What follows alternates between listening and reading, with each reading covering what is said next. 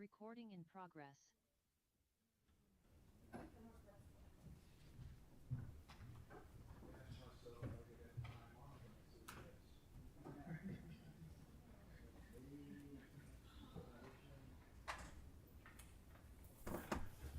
Well, thank you for joining us here for the May 15th, 2025 Humboldt County Association of Governments Board meeting. At this time, we'll call this meeting to order, and can we get a roll call? Chair Johnson, Here. Supervisor Madrone, Present. Councilmember Napier, Here. Mayor Burgell, Here. Councilmember Atkins Salazar, Here. Councilmember Jorgensen, Here. Mayor Pro Tem Kenny, Here. Councilmember Orr, Here. PAC Member Arroyo, Here. PAC Member Allstrand. Here. Thank you. And at this time, we will adjourn as the HCOG Board and reconvene as the Policy Advisory Committee. And our first order of business is public comment on non-agenda items. Do we have any public comment for non-agenda items? And seeing none, we will come now to the consent calendar. Mr. Chair. Yes.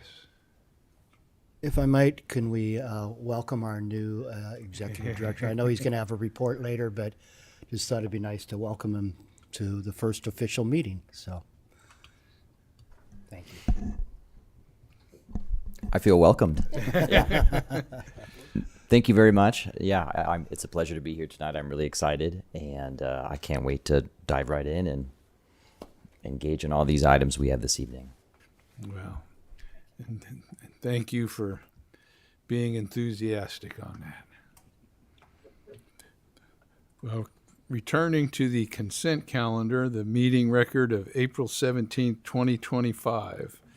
Does anybody want to pull anything? Is there any public comment on the consent calendar item? Well, can we get a motion? Motion to approve the consent. Motion to approve consent calendar. Second. We have a motion and a second. All in favor? Aye. Aye. Opposed? None. So thank you. We have no items removed from the consent calendar. And we come now to our first action item, the fiscal year 25-26 final overall work program and budget.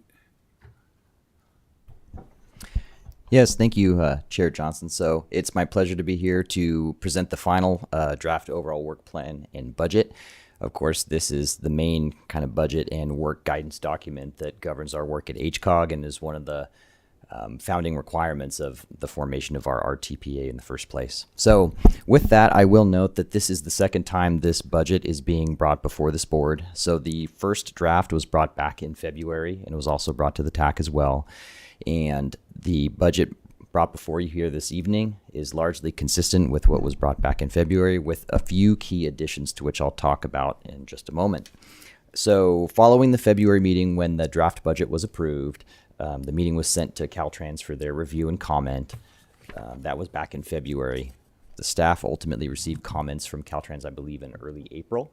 And what you'll see as an attachment to the staff report this evening is an overall work plan and budget that addresses the Caltrans comments. Those are shown in red throughout the document. And one of the attachments is also a matrix that is Caltrans's comments and then staff's response to Caltrans comments. So those have been addressed or otherwise responded to, as you can see in the attachment.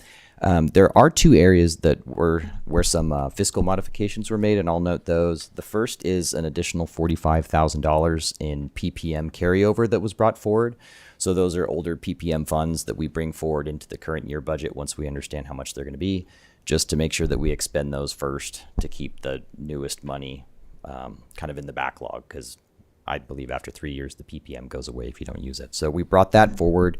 The other is an additional $100,000 in STA dollars that actually came before the board in February as well as part of the STA funding allocation resolution with HTA as the recipient of the STA 5311 funds.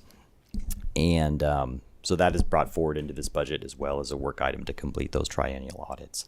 Outside of that, it has all of the normal operating items from HCOG's projected work over the coming year, in addition to some of the additional funding that was put in for the potential for various staffing changes that could occur as part of the Climate Action Plan or others in the coming fiscal year. So with that, I will give it back to the board for any questions they may have. But other than that, I will note this draft OWP was brought to the TAC at their May 1st meeting as well, and they did unanimously vote to recommend adoption by the HCOG board. So thank you very much, and happy to answer any questions. Do we have any questions or comments? Yes, Supervisor Madrone. So what's the money when PPE money goes unspent? Does it come back to the TAC or the board, or how does that get handled? My understanding is the PPM money is an extension of also what comes through with funding programs like the STIP. So it is money that's allocated on a 3-year cycle, and HCOG ultimately, through a formula, kind of allocates the amount we use of it each year. So otherwise, if we don't find an eligible use for that money, I believe it just goes away as part of just sunsetting at the end of an expenditure deadline that you didn't quite meet. So it's going away. no, we're bringing it forward. Okay. So what it is there's, let's say, a 3-year cycle of it. So we may be talking about the cycle of money that existed from the 23-24 budget, which we would be, or the 24-25 budget, which we want to bring forward to 25-26. We can spend those program dollars, and then it offsets the amount of the current year dollars we have to use. Okay. So we kind of, if you can vision it, we kind of continually kick the can down the road to make sure that we don't lose the oldest money. Gotcha. Very, very good. I know Caltrans is engaged with a big project at Little River with the Coastal Trail, trying to figure that whole project out. And it looks like the funding might be coming from the Coastal Conservancy to help get it to the final design phase. Caltrans was very engaged in the original phase, which was probably a PPNM phase, but I'm always still learning about all these different pieces. So it might be useful as a match there, but I'm sure there are other projects, that are also qualified, et cetera. But, we're always looking for more matches to move projects like that forward. It's a long-standing project, but I leave it to others that understand that process better to really provide. And I'm sure we would need to go through a process and not just throw out one project, obviously. So. Yeah, and I will note that the PPM, the acronym for it is Planning, Programming, and Monitoring. Mm-hmm. So it's accompanying funds through, similar to the STIP, but different in that it's limited to use for planning and programming and not for implementation level activities, is my understanding. Not for engineering. And permitting. I'm not prepared to answer that, but would be happy to look into that. Yes, Supervisor Arroyo. Thank you. This has a transit and a county nexus, so my apologies in advance to Steve for the surprise. I think you'll be equally interested in this as I am. I don't know where this fits in the comments about the overall work program, but I do want to flag, just for everyone's awareness, that we're about to complete the Humboldt Bay Trail, the final 4 miles. Really exciting, great moment for the communities around the Humboldt Bay area in particular, but all of our region. And we're also in a moment where, in the past, some of the funds that were unused for transit were able to be utilized for trail maintenance, and that is no longer the case. And so our public works staff have flagged that, and Measure O was pretty explicitly expressed as to voters as not trail maintenance funding. And so it's a little bit of a pickle right now about where that funding will come from. And I wanted to raise it here because I think this is the right agency to kind of help figure that out. I'm not suggesting that we modify the official work program or the overall work program to include it, but I did want to make mention of it now because there's a transit nexus with my transit hat on, where now those funds have been utilized due to growing costs, and even with the infusion of Measure O funds, again, it's hard to kind of figure out how to follow through clearly with the promise to voters around how those funds will be spent, while also determining how to adequately fund trail maintenance. And it's important. So just wanted to raise the issue here, and maybe that'll be a point of further conversation as we work together. Question. Yes. Do you know what about the annual amount would be per year for that maintenance? I got a rough estimate from Hank Seaman with our Public Works Department, and he said around $65,000 a year. So it's pretty substantive, and we also have a very robust partnership with the Humboldt Trails Council to do trail maintenance, and there's the Humboldt Bay Trail Fund, which is from private donors that helps to pay for some of the tools and equipment and maintenance, but there's still this kind of ongoing maintenance need there for the, and it's a little awkward to bring up because part of the deal with getting the trails funded is like these programs that pay for large capital expenses will pay for that outlay, and then it's like the agencies have to figure out how to maintain them, but the cost is significant, and people aren't going to use them as modes of transportation if they're not well maintained. So it's sort of a quandary we find ourselves in, and it does have that relationship to transit because it was at one time transit related funds that were that we got in I don't want to say in excess of, but I guess in excess of, that were able to be used in that way, and now that's just costs have risen, so it isn't possible. So around $65,000 a year. Thank you. Yeah, and if I might just add a little bit more context in there, and I really do appreciate the comment. The TDA funding that comes through local agencies, there it is an eligible use to do transit or trail related activities as well, or even road maintenance. Some agencies have chosen to do so, and I know the county has in the past. I know Fortuna has in the past. And I know just given how much funding is coming in and what the cost of service for transit now is making it to where excess funds to be used under those allowances and the TDA rules are no longer able to be utilized. So it is something that the county and Fortuna, as two of the agencies that I know used excess TD funds for other purposes, they're running into that issue. And I will note that as it comes to the long-term trail things, the other item that we are looking into and will be part of a broader conversation is bringing the Great Redwood Trail Agency and how that agency chooses to move forward, or how the state chooses to support them, hopefully financially, given that, a lot of that infrastructure is existing in our local communities and is otherwise, dependent on our local funding dollars for there too. So we are aware of it. We are looking at things that we could do to kind of advance, our regional need for funding in those areas, given that the TDA funding is going away in that capacity anyway.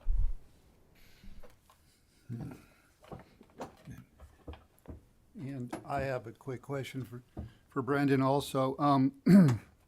What's the unrestricted fund balance currently for the organization? Do you know?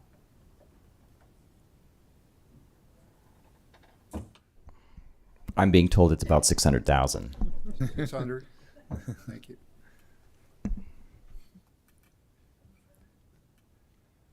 Yeah, it seems like there's never a shortage of need for money. There's a shortage of money, but there's never a shortage of need for money. And the inflation and everything else eats it up quicker. Is there any other questions or comments for this item? Is there any public comment on our overall work program? See none. Entertain a motion. I move that the PAC recommend that the HCOG board adopt the final overall work program and budget for fiscal year 2025 to 26. Second. So we have a motion and a second. All in favor? Aye. Aye. Opposed? None. Thank you. We come now to our consultant selection for the siting analysis of the North State Hydrogen Fueling Station Network. Staff report? Yes, thank you again, Chair Johnson. So I will be giving the staff report as well. So as probably most of the board members know through work at HCOG or at their local agencies, a lot of us are planning for a zero emissions future. So what we would call zero emissions fleet transition planning. And that is largely geared towards switching, historically fossil fuel fueled vehicles to battery electric or electric fuel cell.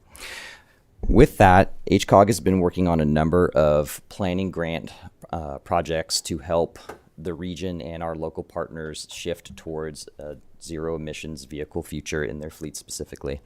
One project that we are hoping to kick off soon and was awarded through the board last year was our zero emissions fleet transition plan.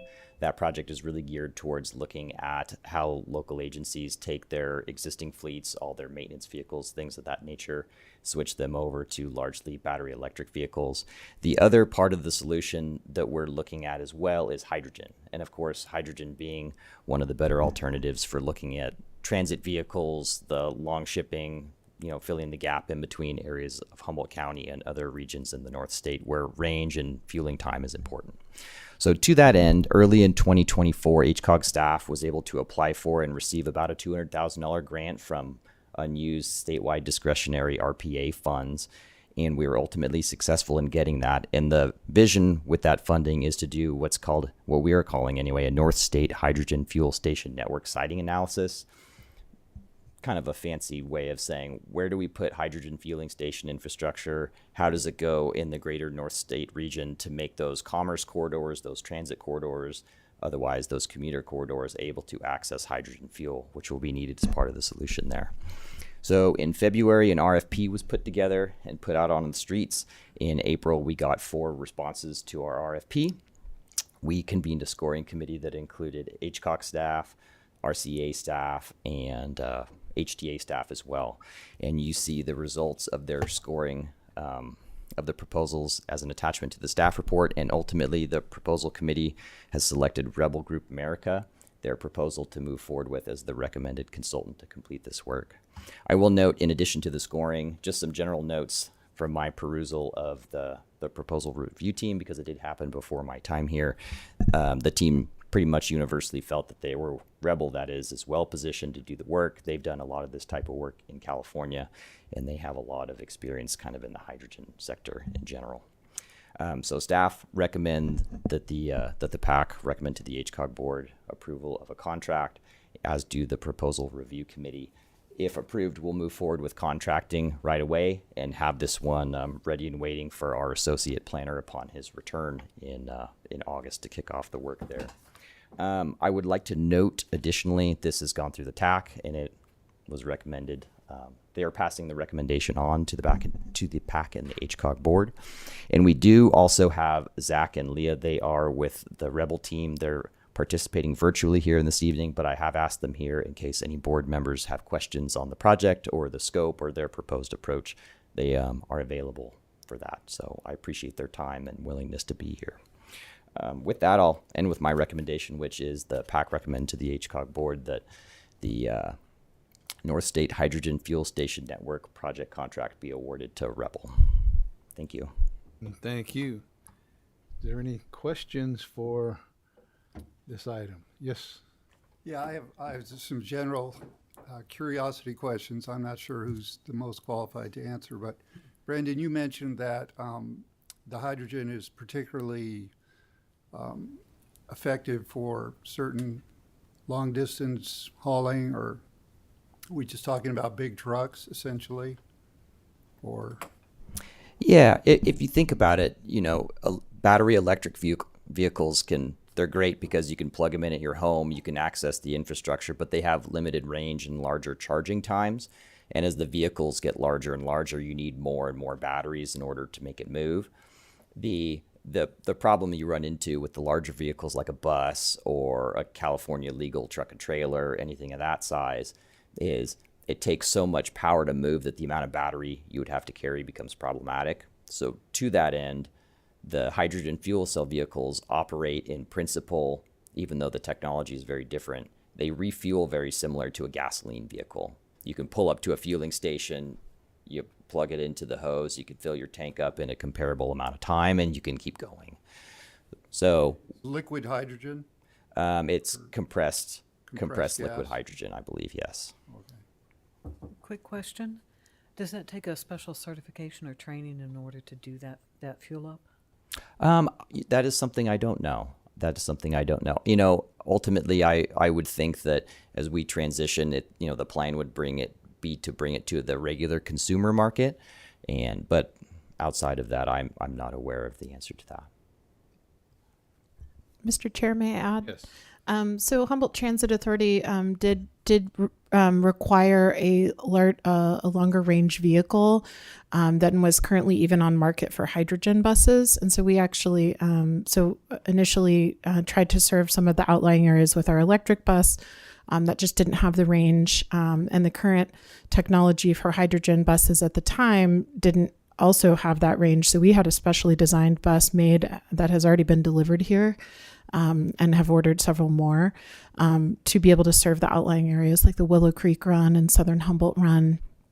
And currently are also, to Councilmember Napier's question, we already have a temporary fueler, and our personnel, our maintenance personnel are able to do the fueling. So they have done several fuelings now using our temporary fueler.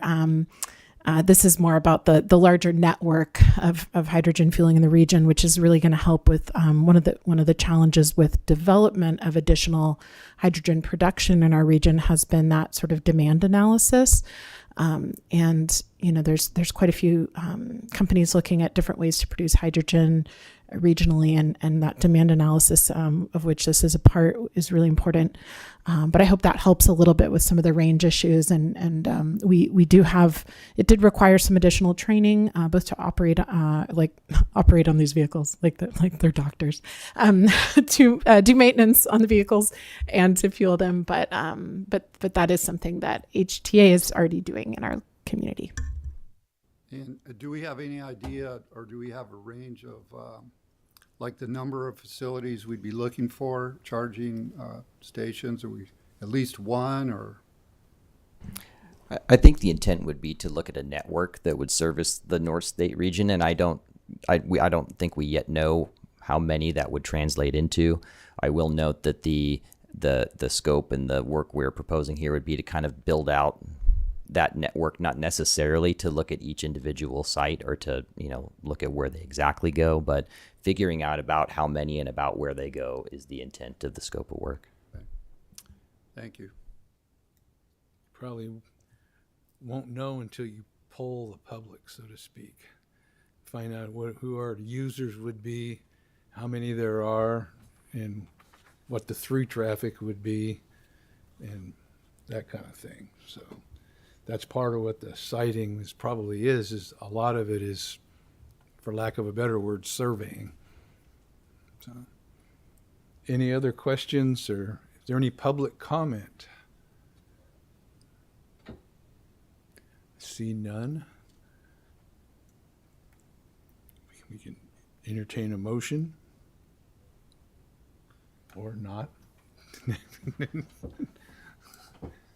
I would move to approve staff recommendation to contract with Rebel.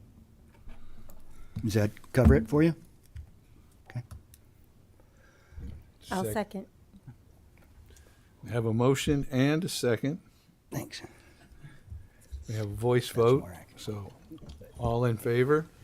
Aye. Opposed? None?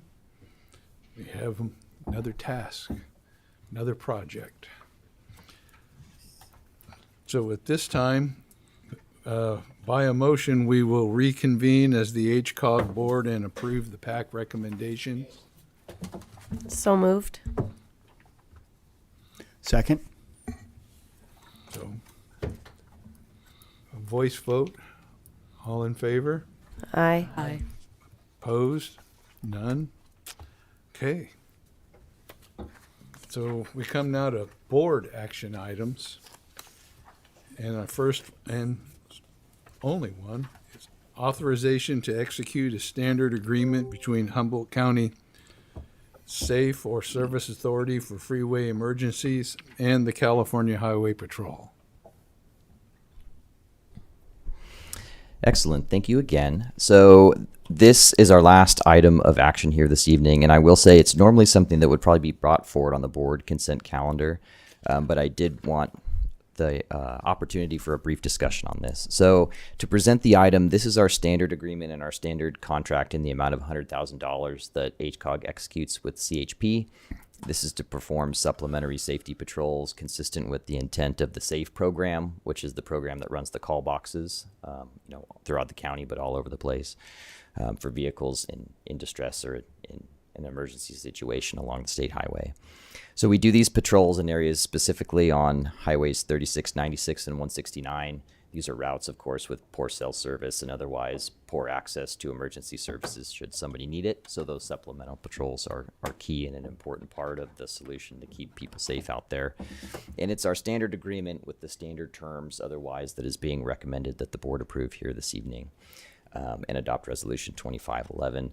I will note part of the reason I wanted to bring this forward and actually have a discussion or allow for the discussion if folks wanted to have it is it has been my understanding as well that there's been some discussion at the board level about the SAFE program and some other items, and just to make sure that staff are hearing what maybe some of the questions are, what the thoughts are, what you want staff to look into, consistent with the idea of doing a supplemental patrols like thing. Just that we know what you're talking about, so we can appropriately act or look into something at the board's direction. So with that, we do recommend approval of the standard agreement and the resolution, and happy to answer any questions. Okay, thank you. Do we have any questions or comments for this item? Through the chair, I would just say that this is such an important program for our rural areas and for tribal areas as well, out 96 and other ways. So appreciate the ongoing partnership here.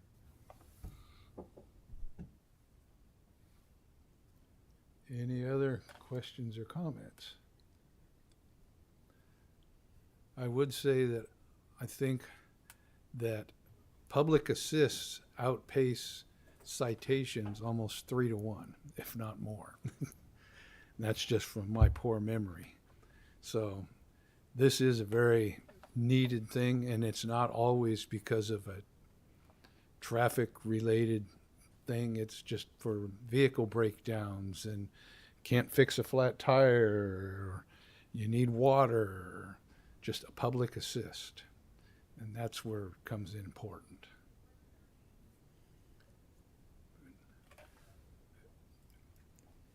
Don't see any public comment. So we'll entertain a motion. I'll give it a try, Mr. Chairman. I move that the HCOG Board, acting as the Humboldt County Service Authority for Freeway Emergencies, adopt Resolution 25-11, authorizing the execution of a standard agreement with the California Highway Patrol for supplemental patrols on state routes 36, 96, and 169.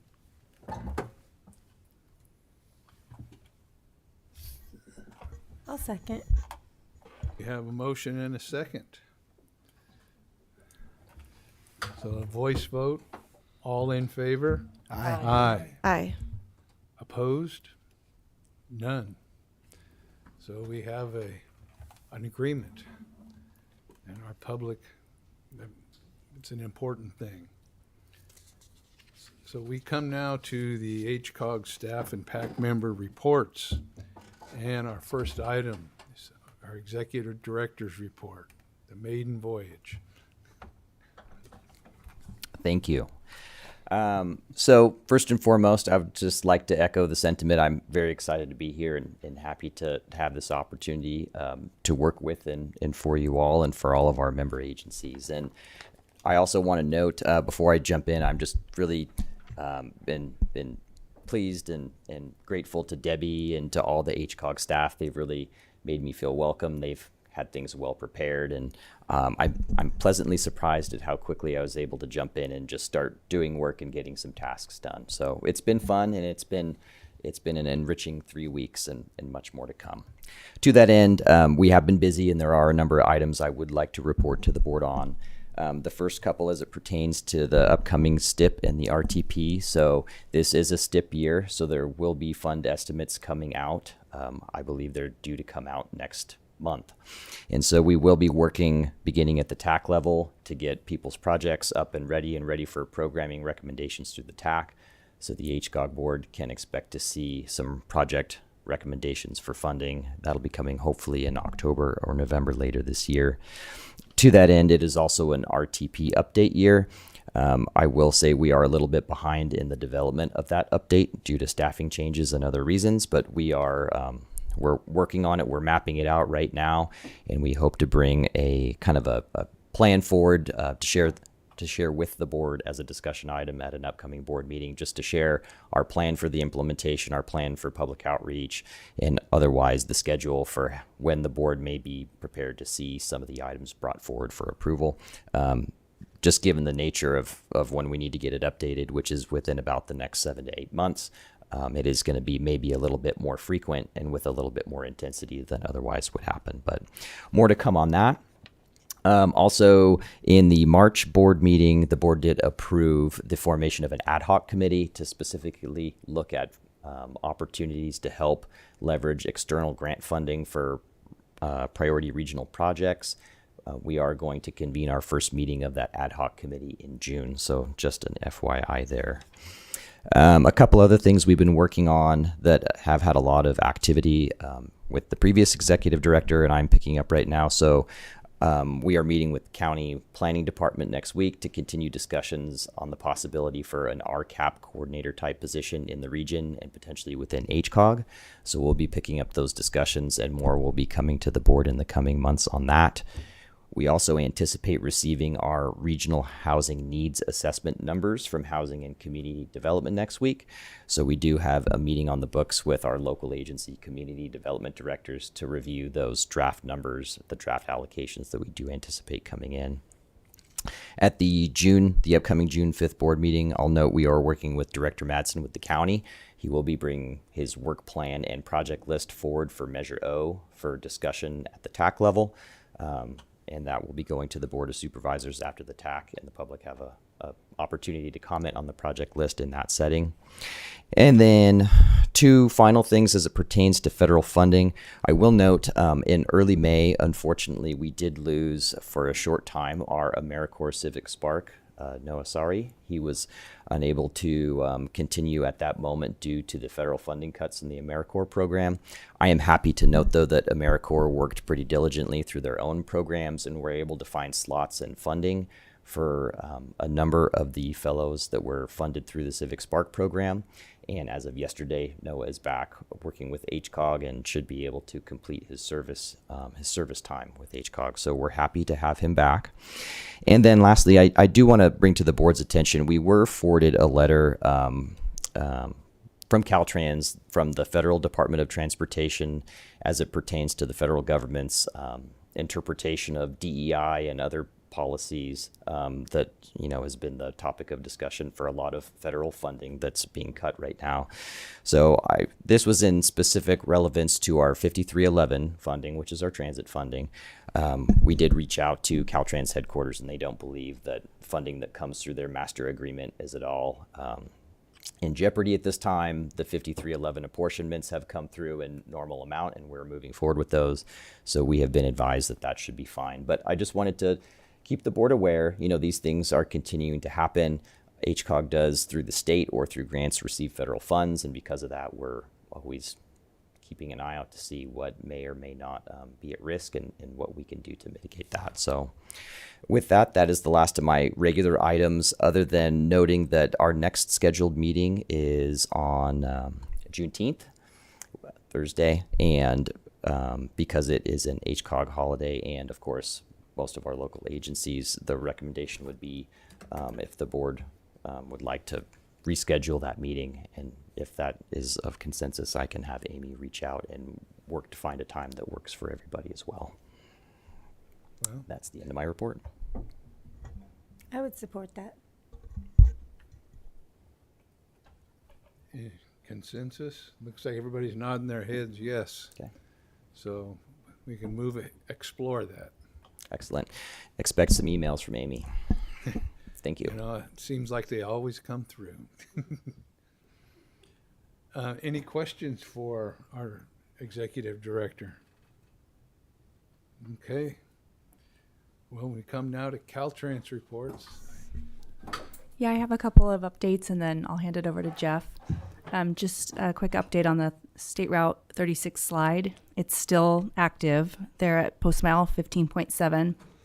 Our field surveys is working on a large survey of the slide area, which will allow design to develop a landslide removal plan. Steep grades and heavy timber make the survey work more challenging, and work on the slide is expected to be completed by the end of October. And the State Route 255 corridor management plan that we've talked about at the last couple of meetings, just a reminder that the comments are due by May 23rd. The draft plan is posted to the District 1 System Planning website, and we'll try to finalize the document by the end of June. And Jeff, I'll hand it over to you for Fernbridge and Indianola. All right, thanks, Tasha. Can you guys hear me okay? Yes. Okay, great. So I will give a little update here. First, we'll start with the Indianola Undercrossing project. You've driven by there lately. There's a lot of activity going on.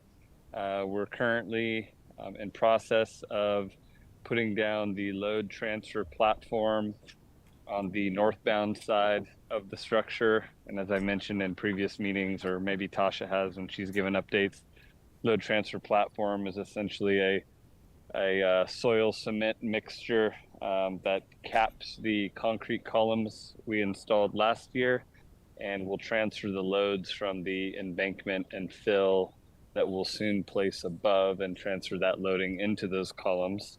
That's being done just due to the soft nature of the soils and to eliminate the consolidation that would have occurred had we not utilized that construction method. So that will continue here into the summer. You should start seeing relatively soon, at some point in the summer, us bringing out the lightweight fill foam blocks that will be placed adjacent to the abutments of the bridge on both the north and south sides of the structure. That again is due to the soft soils, and so just will take up some volume in that embankment prism and reduce the loads that we're putting on the foundations and the soil.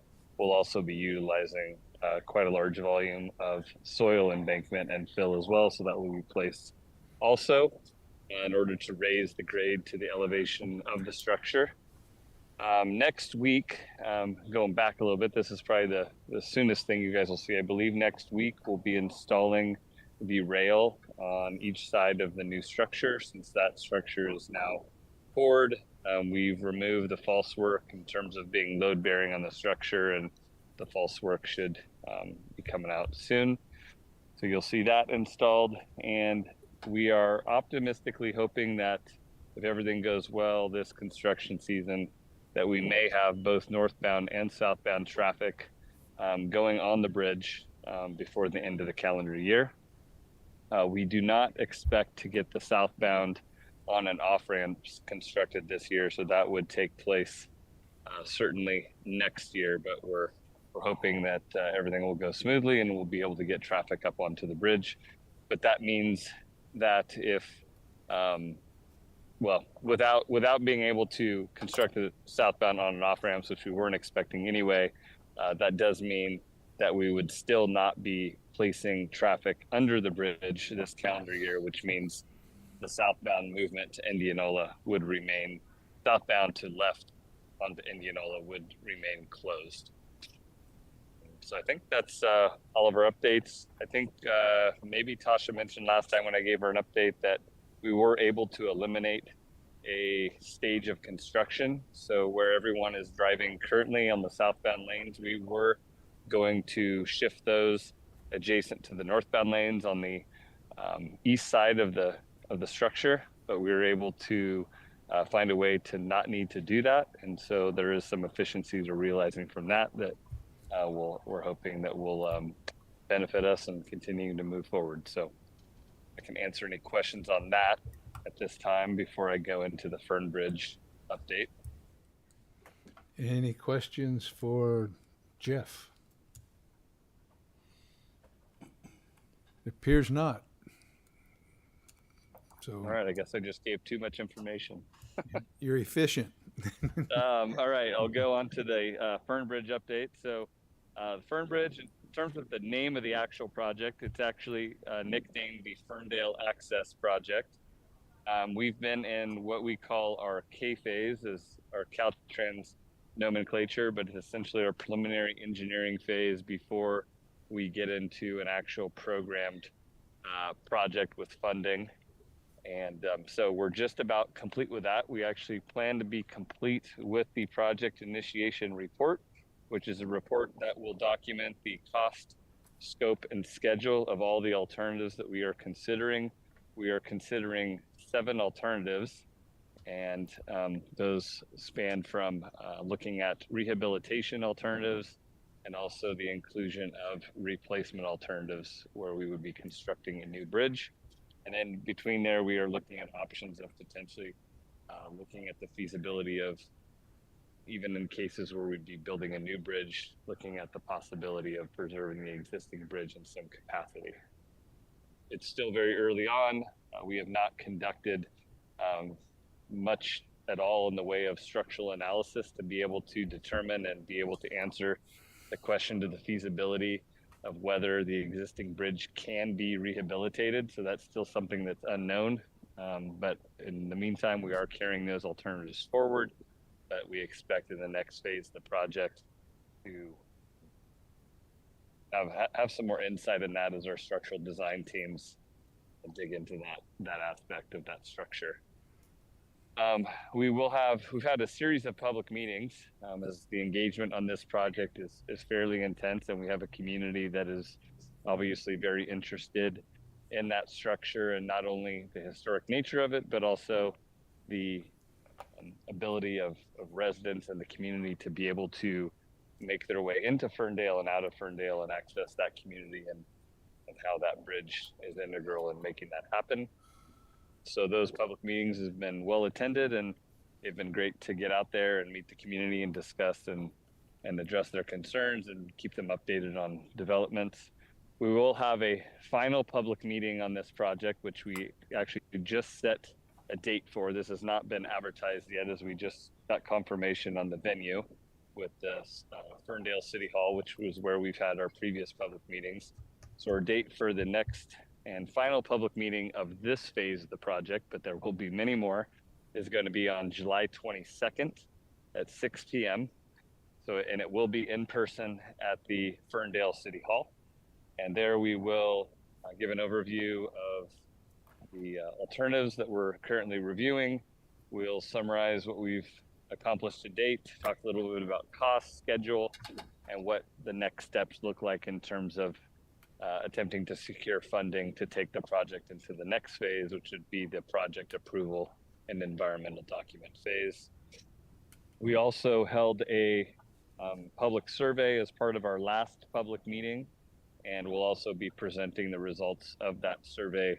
A lot of the questions pertain to the use of Fern Bridge, preferences around the alternatives that we are developing and had presented at the previous public meeting.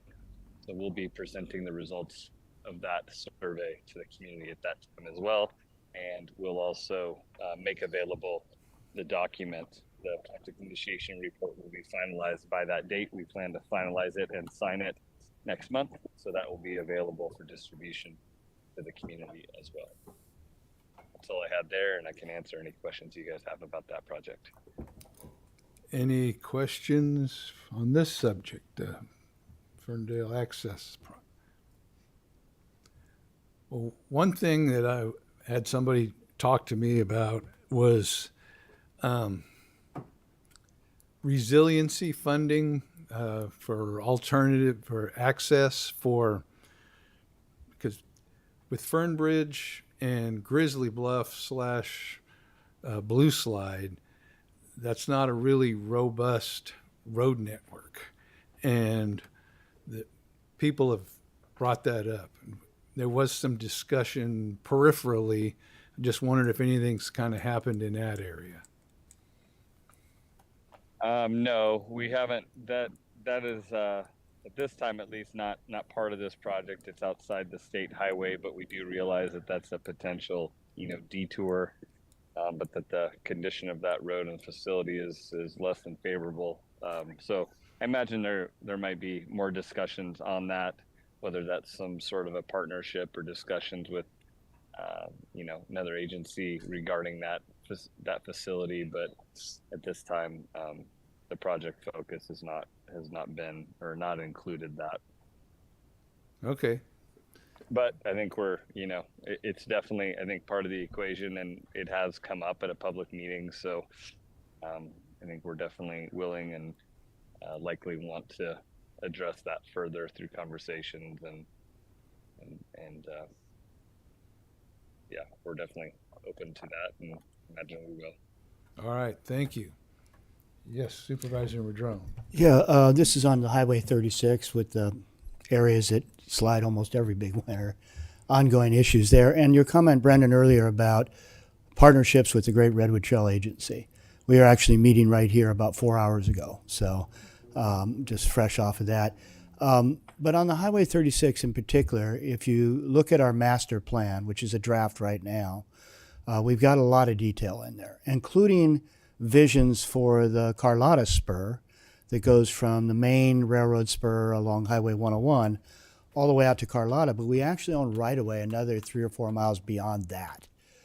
No longer has rails, hasn't for a long time, so it's not rail banked, but it doesn't need to be. And in fact, we own that entire right-of-way in fee title, so we didn't lose any easements and other things. So there's a vision that that trail ultimately could connect to the Redwood Parks.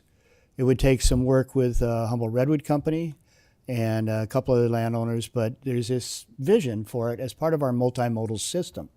So that when the highway is shut down because of slides, now this doesn't replace the ability for cars and trucks and things to move back and forth, but with the completion of that trail all the way from Carlotta out to the Redwood Parks, it certainly provides an option for multimodal, even if the slides are there, because the trail area would be on the other side of the highway from the slide zones and stuff like that. Anyway, I just wanted to mention that as something that as we're looking at these things, like you said, with Blue Slide and that area, resiliency and planning for alternatives. And sometimes we're going to be lucky enough to get multimodal and actually have vehicles and all that kind of stuff. But sometimes if we could just get, room for bicycles and pedestrians to continue to access, that's an improvement and it's an opportunity. So I just wanted to mention that as we, move forward here on a lot of things, that there's some opportunities for that kind of resiliency to be created over the coming years. So just a point of information.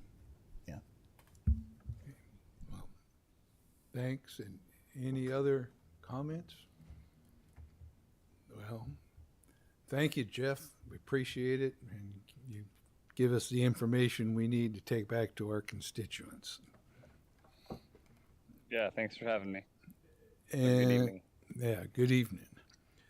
So we come to PAC and board member reports, and Supervisor Arroyo. Thank you.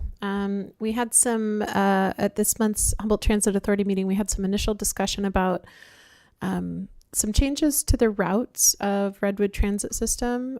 So a lot of our riders, our core, ridership is folks who are commuters, regular commuters on that system. And some of the legs of that system are particularly, going through Fortuna, going through Lolita, Manila, and Trinidad have been challenging both for riders and those jurisdictions as far as, in Trinidad, for example, the 40-foot bus is it's tough to navigate some of the smaller streets. And so we've been having conversations with some of the representatives from on the board of HTA and the general manager around what a microtransit system might look like in those places, paired with our fixed route system. And it's very early in that conversation, but that'll be continuing. Our board, express support at looking at that, and want to make sure that we're not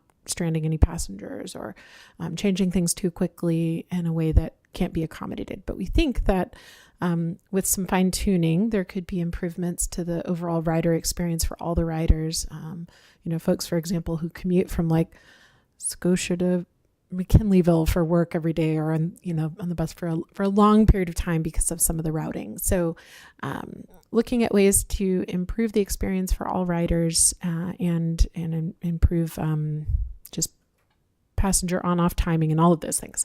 So that'll be coming as it's going to take a little while to really make sure that we do it right. But wanted to give folks a heads up that that conversation is happening, and that's consistent with the transit development plan and some of what you heard in the unmet transit needs presentation from last month.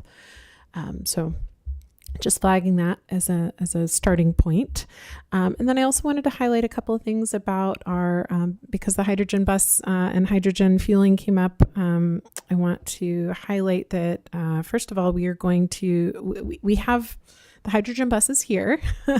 It's, at the time of our board meeting, there had been 6 fills of the bus tank with hydrogen. And there's been, there's a work list that includes making sure that everyone's trained, including Humboldt Bay Fire, on how to respond. So that's being thought through carefully, and just working out a few of the settings on, for fueling. This is something new and it behaves differently than other fuels. So we're learning about that. And we have ordered 10 more hydrogen buses.